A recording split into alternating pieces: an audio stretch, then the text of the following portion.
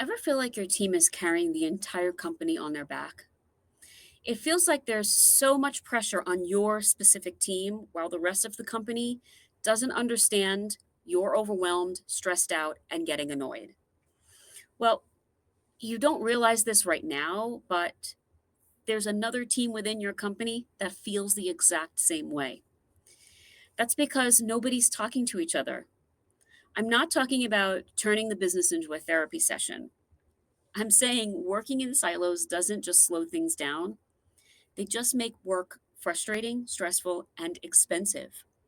So, today we're going to talk about how leaders can break down these barriers and use technology the right way to create real cross team collaboration. Silos aren't just an accident, they're often a leadership issue.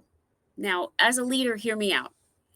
It's not any one leader that this happens to, but all leaders contribute to silos forming. Let me explain what they look like. A lack of clear direction from leadership. When leaders don't set cross functional goals, teams default to their own priorities. Misaligned incentives. If bonuses and promotions are based on individual department success, then no one has any reason to collaborate. Poor communication structures.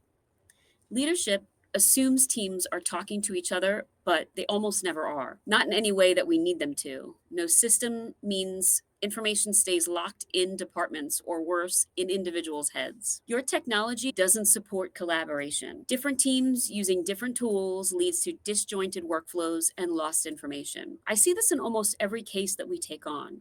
So you're not an anomaly in this scenario. This is actually pretty common in a growing business.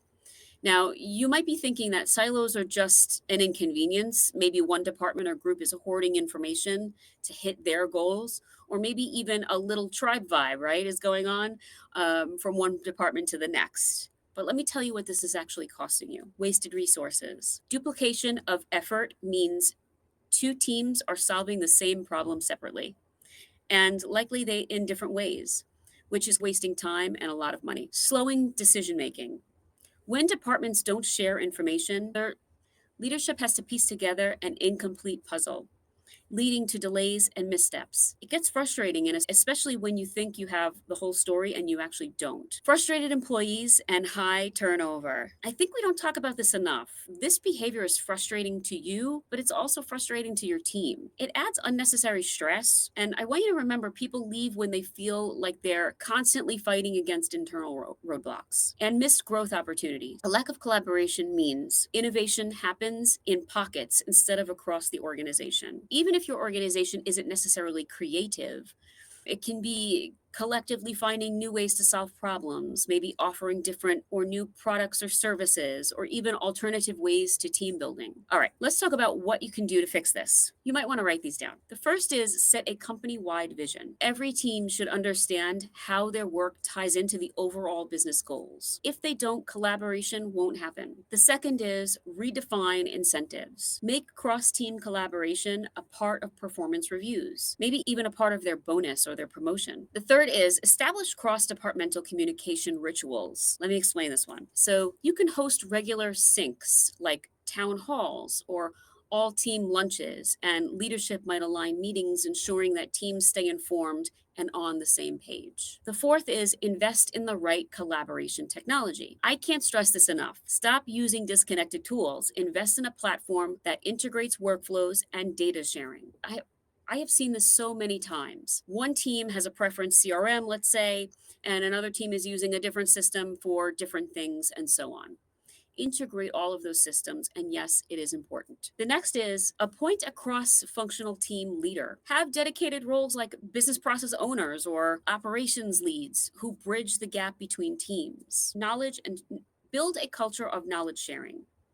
Encourage transparency.